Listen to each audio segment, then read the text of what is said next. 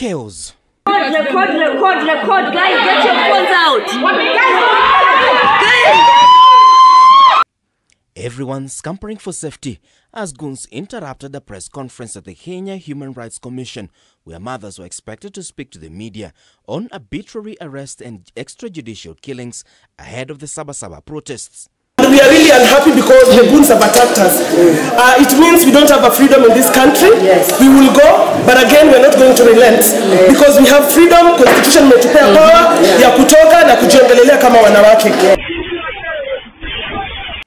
The armed attackers forced their way through the gate to the Human Rights Commission offices. The mothers, some injured and some are in shock. Not even the media was spared, as journalists also faced the wrath of the goons, with some of the equipment and personal items confiscated and carted away by the goons. Who will be talking? The attackers claimed that the human rights activists were behind organizing the recent spate of protests.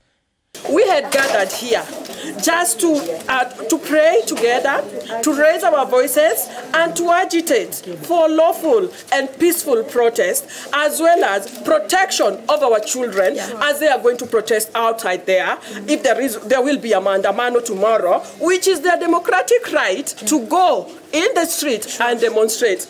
And what the Kenyan government has done, and shame on you, the Kenyan government. Shame on you. Instead of protecting women, they have sent goons in a safe space, like the Kenya Human Rights Commission. You can imagine. They have sent goons to come and attack women. So the attackers caught on CCTV making away with items from journalists who had come to cover the presser. Bila shaka sisi pia ni watu. A previous attempt to host the presser at a church was unsuccessful following threats, with the organizers of the presser forced to switch venues. Addressing the media at a different venue, the activists are laying blame on the government for the events that took place. And it looks like those in power are not listening to what the Gen Zs are saying, and they have taken to using very bad tactics, like what they did today, attacking helpless mothers who do not have any, we didn't have anything else except the flags that we have. As mothers, we cannot bear the thought of our children's lives being cut short by senseless violence. Life is sacred. No one should ever take it away. The anguish of losing a child. Today, we stand united, our hearts heavy with grief, and our spirits are broken.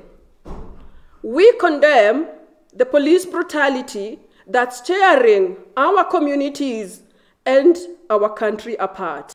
Police Reworking Reforms Group and Law Society of Kenya say the brazen act of intimidating and targeting journalists, human rights defenders, and vulnerable women and children represents a grave assault on Kenya's constitutional freedoms and democratic principles. Journalists must be allowed to report freely and safely without any fear of reprisal or with violence.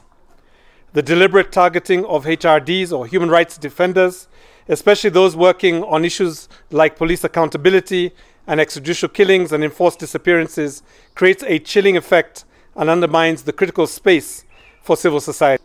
The attack follows a concerning pattern of targeting the Kenya Human Rights Commission, exemplified by the deportation on July 5th of their program advisor, and that is just yesterday, a Ugandan national, Martin Mavenjina.